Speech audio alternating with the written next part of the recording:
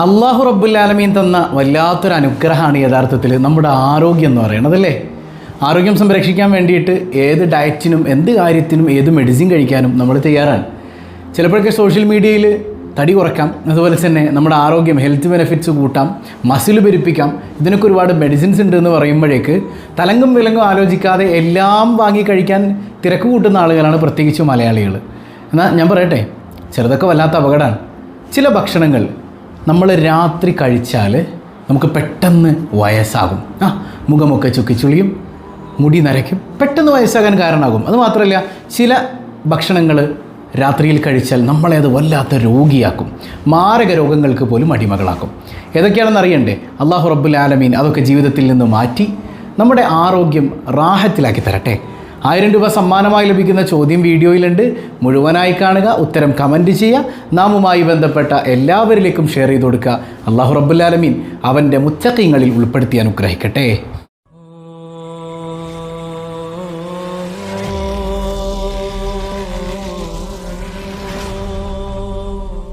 അസ്സലാമു അലൈക്കും വറഹ്മത്തുള്ളാഹി വബറകാതുഹു. എന്തൊക്കെയുണ്ട് എല്ലാവരുടെയും വിശേഷം? സന്തോഷമല്ലേ? എവിടെ പുഞ്ചിരിച്ചുകൊണ്ടൊരു ഹംദ് പറഞ്ഞ് അൽഹംദുലില്ലാഹി റബ്ബിൽ ആലമീൻ. മാഷാ അല്ലാഹ്, ഈ ഒരു ഹംദിൻ്റെ ബറക്കത്തുണ്ട്. ഹൃദ്യമായൊരു പ്രഭാതവും അതിമനോഹരമായൊരു ദിവസവും സമ്മാനമായി തന്ന് കരുണക്കടലായ റബ്ബുൽ ആലമീൻ നമ്മെ അനുഗ്രഹിക്കുമാറാകട്ടെ. അല്ലാഹ് തന്ന വല്ലാത്തൊരു അനുഗ്രഹമാണ് യഥാർത്ഥത്തിൽ ആരോഗ്യം എന്ന് പറയുന്നത് അല്ലേ. ആരോഗ്യം നഷ്ടപ്പെട്ട വല്ലാത്ത പ്രയാസമായില്ലേ? ഇപ്പോൾ ഹബീബ് സല്ലല്ലാഹു അലൈഹി വസല്ലമ തങ്ങളുടെ ദുആ തന്നെയുണ്ട്, അർദലുൽ ഉംറിൽ നിന്ന് നീ എന്നെ കാക്കണേ പടച്ചോനെ. എന്താ ഈ അർദലുൽ ഉംർ? ഒരുപാട് വയസ്സായി നമുക്ക് സ്വന്തം കാര്യം പോലും ചെയ്യാൻ പറ്റാതെ കിടന്ന കിടപ്പിൽ മലമൂത്ര വിസർജനം നടത്തുന്ന അവസ്ഥ മനസ്സിലാകുന്നുണ്ട്. അങ്ങനത്തെ ഒരു അവസ്ഥയൊന്നും ഉണ്ടാകാതിരിക്കാൻ മുത്തുനബി തങ്ങൾ ദ്വാരുന്നു എന്നാണ്. മനസ്സിലായോ? നമുക്ക് ദീർഘായുസ് വേണം, അവിടെ ആരോഗ്യം വേണം അല്ലേ, നല്ലത് ചെയ്യാനുള്ള തൗഫീക്ക് വേണം. ഇതൊക്കെ കൂടെ നിറഞ്ഞു നിൽക്കുന്ന ആരോഗ്യമാണെങ്കിൽ ആ ലൈഫ് സെറ്റാണ്. അതല്ലെങ്കിൽ വല്ലാത്ത പ്രശ്നമാണ് അല്ലേ. ഇപ്പോൾ ചില ചെറുപ്പക്കാരെ നമ്മൾ കണ്ടിട്ടുണ്ട്, 10-25 വയസ്സാകുമ്പോൾ തന്നെ അവർ ഡയബറ്റിക് പേഷ്യൻസാണ്, ഷുഗറാണ് അല്ലേ. എന്താ കാരണം? ഇതിന് ഒരുപാട് കാര്യങ്ങൾക്ക് അതിൽ പങ്കുണ്ടെങ്കിലും വളരെ പ്രധാനപ്പെട്ട ഒരു സംഗതിയാണ് അത്താഴ നേരത്തെ ഭക്ഷണം എന്ന് പറയുന്നത്. ഇത് രാത്രി നമ്മൾ കഴിക്കുന്ന ഫുഡ് എന്ന് പറയുന്നത്. അതിൽ നമ്മൾ ഒരുപാട് നേരം വൈകി കഴിക്കുന്നത്, പലരും ഭക്ഷണം കഴിക്കണത് എപ്പോഴാണ്? രാത്രി ഭക്ഷണം ഒരുപാട് നേരം വൈകിട്ട് 10:30, 11 മണിക്ക്, 12 മണിക്ക്, 1 മണിക്ക് അങ്ങനെയൊക്കെ ഭക്ഷണം കഴിക്കുന്നവരുണ്ട്. അങ്ങനെ കഴിക്കുന്നത് തന്നെ ഹബീബ് സല്ലല്ലാഹു അലൈഹി വസല്ലമ തങ്ങളുടെ സുന്നത്തിൻ്റെ എതിരാണ്. മാത്രമല്ല, അങ്ങനെ കഴിക്കുന്നവർ പെട്ടെന്ന് രോഗിയാക്കും. അത് പെട്ടെന്ന് ഒരുപാട് രോഗത്തിനത് കാരണമാകാം എന്നുള്ളതാണ്. ചില ആളുകളുണ്ട് 1 മണിക്കൊക്കെ ഫുഡ് കഴിക്കുന്ന, വളരെയധികം ശ്രദ്ധിക്കണം. വളരെയധികം നമുക്കൊന്ന് ശ്രദ്ധിച്ചാൽ മാറ്റിയെടുക്കാവുന്നതല്ലേ ഉള്ളൂ അല്ലേ.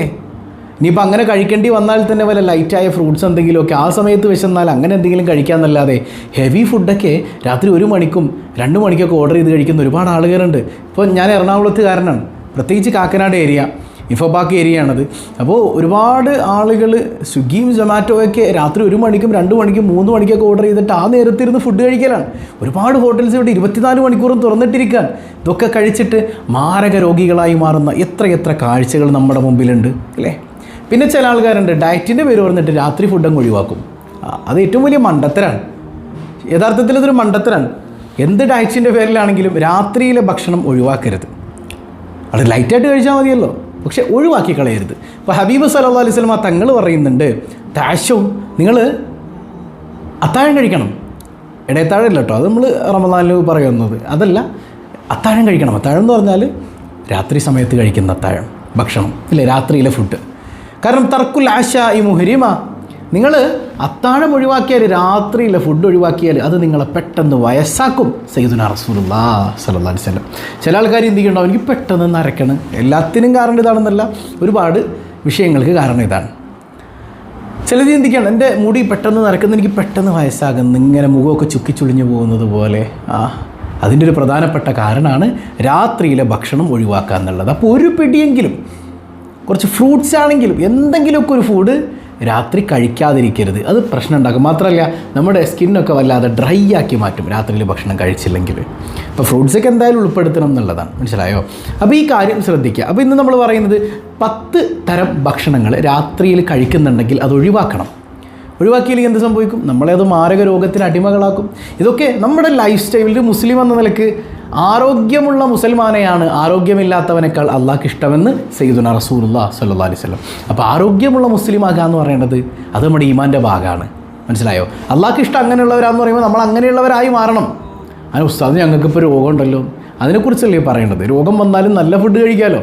നല്ല ഭക്ഷണങ്ങൾ കഴിക്കാതെ ആരോഗ്യം ശ്രദ്ധിക്കാതെ അങ്ങനെ അങ്ങോട്ട് പോട്ടെ എന്ന് കരുതുന്ന ആളുകളുണ്ട്. അത് യഥാർത്ഥത്തിൽ അള്ളാഹുവിനോട് മഹബത്തുള്ള ആളുകളല്ല.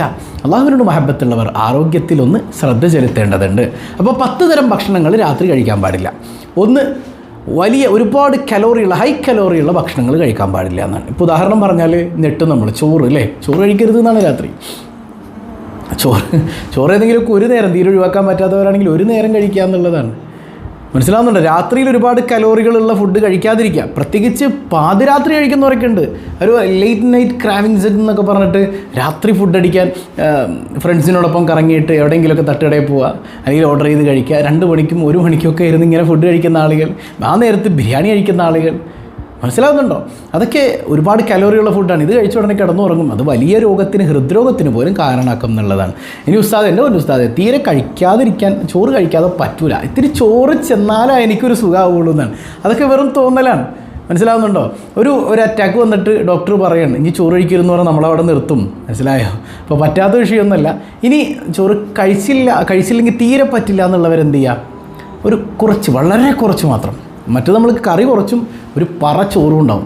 മനസ്സിലായോ? കറി ഇത്തിരി കൂടുതലെടുത്താലും ചോറ് കുറച്ചെടുക്കുക, കുറച്ച് കഴിക്കുക കേട്ടോ.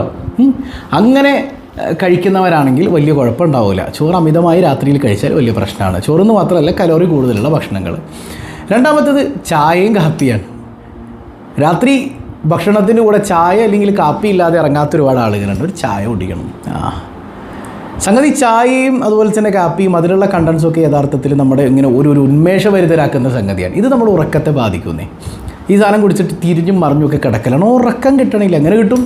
ഉറക്കം ഉണ്ടാകാതിരിക്കാനുള്ള സംഗതിയാണ് നമ്മൾ കുടിച്ചേക്കുന്നത്. മനസ്സിലായി? അത് നമ്മുടെ ആരോഗ്യത്തെ വല്ലാതെ ബാധിക്കും. ഈ ഉറക്കം കൃത്യമായില്ലെങ്കിൽ പതിയെ നമ്മളെ അത് ഡയബറ്റിക് പേഷ്യൻസ് ആക്കും. ഉറക്കം ക്ലിയർ ആയില്ലെങ്കിൽ ഷുഗർ പെട്ടെന്ന് വരും, വളരെ പെട്ടെന്ന് വരും. അല്ലാഹു നമുക്ക് നല്ല ഉറക്കം തരട്ടെ. മൂന്നാമത്തേത് സോഫ്റ്റ് ഡ്രിങ്ക്സ് ആണ്. കോളയും കൊക്കക്കോള പോലെ, പെപ്സി പോലെ, മിറിൻ്റെ പോലെ ഇങ്ങനെയുള്ള കാർബോഹൈഡ്രേറ്റഡ് ഡ്രിങ്ക്സൊക്കെ എടുത്ത് വെച്ചിട്ട് മന്തി കഴിച്ചു ഉടനെ ഈ സംഗതി അടിച്ചു തരുന്ന ആളുകളൊക്കെ ഉണ്ട്. അവരുടെ വാദം ദഹിക്കാൻ നല്ലതാണെന്നാണ്. ദഹിക്കൽ മാത്രമല്ല, കരളും ലങ്സും ഒക്കെ എടുത്തുകൊണ്ടങ്ങ് പോകും. നല്ല ദഹനമായിരിക്കും. ഈ സംഗതിയൊക്കെ ഭക്ഷണത്തിന് ശേഷം കുടിക്കൽ തന്നെ പ്രശ്നമാണ്. പ്രത്യേകിച്ച് രാത്രിയിൽ ഇങ്ങനെയുള്ള സംഗതികൾ ഉപയോഗിക്കാതിരിക്കുക. അത് ലിവറിന് പ്രശ്നമാണ്, നമ്മുടെ പല്ലിന് വരെ കേടാണെന്നുള്ളതാണ്. അപ്പോൾ അതിൽ സൂക്ഷ്മത പാലിക്കുക. നാലാമത്തേത് ഐസ്ക്രീമാണ്. ഐസ്ക്രീം നമ്മൾ പെട്ടെന്ന് വെയിറ്റ് ഗെയിൻ ചെയ്യാൻ അല്ലേ, പെട്ടെന്ന് തടിയന്മാരാക്കും, പൊണ്ണത്തടിയൊക്കെ ഉണ്ടാക്കും. വല്ലപ്പോഴും ഒരിക്കലും കഴിച്ചു പോകുന്നതിനെക്കുറിച്ചല്ലേ ഈ പറയണത്. ഡെയിലി ഫലൂദ കഴിക്കാതെ ഉറങ്ങാത്ത ആൾക്കാർ എനിക്കറിയാം. ഡെയിലി ഒരു ഫലൂദ അവർക്ക് മസ്റ്റാണ്. അവർ വയറ് മാത്രമല്ല എല്ലാം ചാടും. വലിയ പ്രശ്നമാണത്. അപ്പോൾ അതിലൊക്കെ ഒരു സൂക്ഷ്മത പാലിക്കേണ്ടതുണ്ട്. പ്രത്യേകിച്ച് നമ്മുടെ കുഞ്ഞുങ്ങൾക്ക് എപ്പോഴും ഐസ്ക്രീമൊന്നും വാങ്ങിക്കൊടുക്കണ്ട, വല്ലപ്പോഴൊക്കെ മതി. രാത്രി തീരെ കഴിക്കാതിരിക്കുക. ഐസ്ക്രീമൊക്കെ കഴിച്ചാൽ അത് വലിയ പ്രശ്നമാണ്. നമുക്ക് തടി പെട്ടെന്ന് കൂട്ടും, നമ്മളെ അതറിയാതെ തന്നെ രോഗിയാക്കും. ഇനി അഞ്ചാമത്തത് ജങ്ക് ഫുഡ്സാണ്. പിസ്സ പോലെ, ബർഗർ പോലെ. ഇപ്പോൾ നമ്മുടെ എറണാകുളത്തൊക്കെ ഇത് സ്ഥിരം എല്ലാവരും ഫുഡ് ഇങ്ങനെ ഓർഡർ ചെയ്ത് കഴിക്കാം. പിസ്സയും ബർഗറും സാധനങ്ങളൊക്കെ. ഇത് ഡൈജസ്റ്റീവ് ഇഷ്യൂസ് ഉണ്ടാക്കും. രാത്രി കഴിച്ചാൽ ഉറക്കം ശരിയാകാത്ത പ്രശ്നങ്ങളുണ്ടാക്കും. ഹെൽത്ത് റിസ്ക് ഇൻക്രീസ് ചെയ്യുന്നതാണ്. ശരീരത്തിന് ഒരുപാട് രോഗങ്ങൾക്ക് അതിങ്ങനെ നിമിത്താകും. റിസ്ക് കൂട്ടും, പെട്ടെന്ന് മരിക്കും തന്നെ. മരണം എപ്പോഴായും അള്ള കലാക്കിയ സമയത്ത് നമ്മൾ മരിക്കുള്ളൂ. അതൊക്കെ യാഥാർത്ഥ്യം തന്നെയാണ്. പക്ഷേ ഇതിൻ്റെ ഇടയിൽ കിടന്ന് നരകിച്ച് മരിക്കണ്ടല്ലോ. മാരക രോഗങ്ങൾക്ക് പോലും കാരണമാവില്ലേ. അപ്പോൾ ജങ്ക് ഫുഡ്സൊക്കെ രാത്രി കഴിക്കുന്നത് പരമാവധി ഒഴിവാക്കുക. വല്ലപ്പോഴുമല്ല, യാത്രയിൽ ആണെങ്കിൽ വല്ലയിടത്തൊന്നും നിർബന്ധിത അവസ്ഥയിൽ മാത്രം വാങ്ങി കഴിക്കുക എന്നുള്ളതാണ്. ഇപ്പം ഞാൻ ഈ അടുത്തൊരു ഉസ്താദിനെ പരിചയപ്പെട്ടു. അദ്ദേഹം നല്ലൊരു ബാക്കവിയായ മുദരിസായ പണ്ഡിതനാണ്. അദ്ദേഹം യാത്രയിൽ പോലും വീട്ടിൽ നിന്ന് ഫുഡ് കൊണ്ടേ കഴിക്കുള്ളൂ. അപ്പോൾ ഞാൻ നിരന്തരം യാത്ര ചെയ്യുന്ന ആളായതുകൊണ്ട് ഇടയ്ക്ക് ഇച്ചിരി ചായയും ഫുഡൊക്കെ കൂടുതലും ഹോട്ടലിൽ നിന്നായിരിക്കും. അപ്പോൾ എന്നോട് പറയാം, ഞാൻ വീട്ടിൽ നിന്ന് എടുക്കുന്ന ഫുഡല്ലാതെ ഒരു സാധനം ഹോട്ടലിൽ നിന്ന് കഴിക്കുക. നല്ല ആരോഗ്യമുണ്ട് ഇവർക്ക്, അതിൻ്റേതായ ഗുണമുണ്ട്. അതൊരു യാഥാർത്ഥ്യം തന്നെയാണ്. മനസ്സിലാവുന്നുണ്ടോ? അപ്പോൾ ജങ്ക് ഫുഡ്സ് രാത്രി പരമാവധി ഒഴിവാക്കുക. അത് നമ്മുടെ ജീവിത സർക്കിളിനെ തന്നെ ബാധിക്കും എന്നുള്ളതാണ്. ഇനി ആറാമത്തേത് ഫാസ്റ്റ് ഫുഡാണുള്ള. ഞാൻ ഇപ്പോൾ നമ്മുടെ കാക്കനാട് ഭാഗത്തൊക്കെ പോകുമ്പോൾ ചില തട്ടുകടകളുണ്ട്. രാത്രി ഒരു 1 മണിക്ക് 2 മണിക്കൊക്കെ അവിടെ നിറഞ്ഞിരിക്കുകയാണ് അല്ലേ. ആണും പെണ്ണും എല്ലാവരും ഉണ്ട്. തട്ടുകടയിൽ നിന്ന് ഫുഡ് അടിക്കാൻ നേരത്ത് അല്ലേ. അത് വലിയ അപകടം തന്നെയല്ലേ.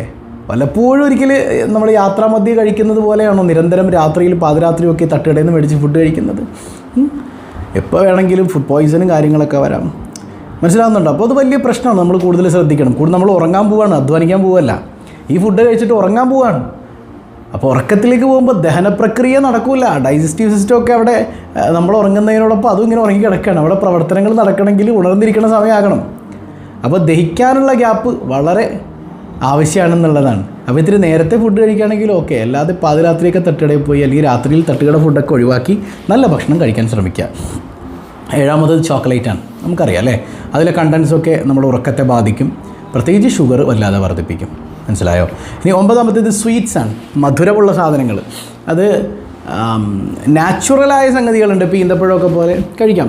പക്ഷേ ഈന്തപ്പഴം കഴിക്കുമ്പോഴും ഇപ്പോൾ ഈ അടുത്തൊരു കേരളത്തിലെ വലിയൊരു ഈന്തപ്പഴ ഷോപ്പിൻ്റെയൊക്കെ മുതലാളി അദ്ദേഹം പറഞ്ഞത്, അത് കേരളത്തിൽ വരുന്ന നമ്മൾ ഈ 300-ന് 400-നൊക്കെ കിട്ടുന്ന ഈന്തപ്പഴം എന്ന് പറഞ്ഞാൽ അതിൽ ഷുഗർ ആഡ് ചെയ്തിട്ടാണ് വരുന്നത്. അതിൽ ഷുഗർ തളിച്ചിട്ടാണ് വരുന്നത്. അദ്ദേഹം പറഞ്ഞറിവ് കേട്ടോ. പഞ്ചസാര ആഡ് ചെയ്യും അതിൽ. ഈന്തപ്പഴത്തിലേക്ക് ഇങ്ങനെ അടിച്ച് മിക്സ് ചെയ്ത് അല്ലെങ്കിൽ പഞ്ചസാരയിൽ മുക്കിയിട്ടൊക്കെ അതിനൊരു മധുരം കിട്ടാനുള്ള സംഗതികളൊക്കെ ചേർത്തിട്ടാണ് കേരളത്തിലേക്ക് വരുന്നത്. ഒരു 1500 ആ റേഞ്ചിലൊക്കെ പോയാൽ മാത്രമേ നല്ല യഥാർത്ഥ നാച്ചുറൽ മധുരമുള്ള ഈന്തപ്പഴം കിട്ടുക എന്നുള്ളതാണ്. അതെനിക്കൊരു പുതിയ അറിവായിരുന്നു, അങ്ങനെയൊക്കെ സംഭവം ഉണ്ട് എന്നുള്ളത്. പക്ഷെ നമ്മളത് ചിന്തിക്കുന്നില്ലല്ലോ. നമ്മളൊരു ഈന്തപ്പഴം കിട്ടുമ്പോൾ നല്ലതാണെന്ന് എഴുതിയിട്ട് നമ്മൾ കഴിക്കണം. അപ്പോൾ നല്ല ഈന്തപ്പഴം കഴിച്ചാൽ നാച്ചുറലി മധുരമുള്ള സംഗതിയിലാണെങ്കിൽ കുഴപ്പമില്ല. Fruits naturally മധുരമുള്ളതാണ്. ഫ്രൂട്ട്സ് എപ്പോഴാണ് കഴിക്കണ്ടേ? പരിശുദ്ധ ഖുർആൻ കൃത്യമായിട്ട് പറഞ്ഞു തരുന്നുണ്ട് ഇല്ലേ? നമ്മൾ സൂറത്തു റഹ്മാൻ ഓതി മുമ്പ് വിശദീകരിച്ചതാണത്. അപ്പോൾ ഫ്രൂട്ട്സ് കഴിക്കേണ്ടത് യഥാർത്ഥത്തിൽ ഭക്ഷണത്തിന് മുൻപാണ്. ഭക്ഷണം കഴിച്ചിട്ട് ഡെസേർട്ടിനായിട്ടുള്ള സംഗതിയല്ല ഫ്രൂട്ട്സ് എന്ന് പറഞ്ഞാൽ. ആദ്യം ഫ്രൂട്ട്സ് കഴിക്കാം. കാരണം ആദ്യം ഫ്രൂട്ട്സ് കഴിക്കുമ്പോൾ നമ്മുടെ ദഹന പ്രക്രിയ എളുപ്പമാകും.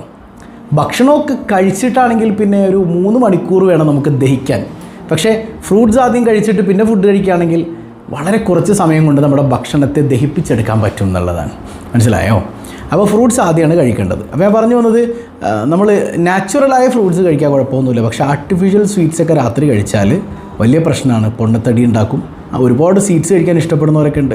ഒന്ന് ലിമിറ്റ് ചെയ്തോ. പൊണ്ണത്തടിയൊക്കെ ഉണ്ടെങ്കിൽ നമ്മുടെ എല്ലാവരും നമ്മൾ ഭയങ്കര മടിയന്മാരായി പോകും. ഒരു ഉണർവുണ്ടാവില്ല, ഒന്നിനും ഉണർവുണ്ടാവില്ല.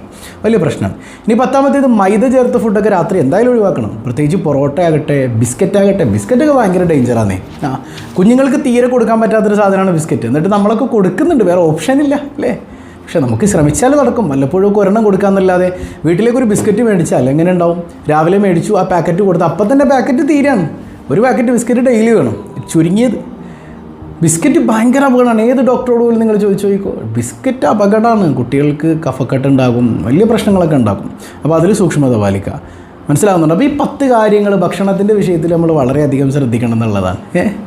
ഇത് നമ്മളെ രോഗിയാക്കും. ഇനി നമ്മൾ കൃത്യസമയത്ത് കഴിച്ചില്ലെങ്കിലോ, ഭക്ഷണം എന്തെങ്കിലും ഒന്ന് കഴിച്ചിട്ടില്ല എങ്കിൽ അത് നമ്മളെ പെട്ടെന്ന് വയസ്സെത്തിയും ഒക്കെ ആക്കും.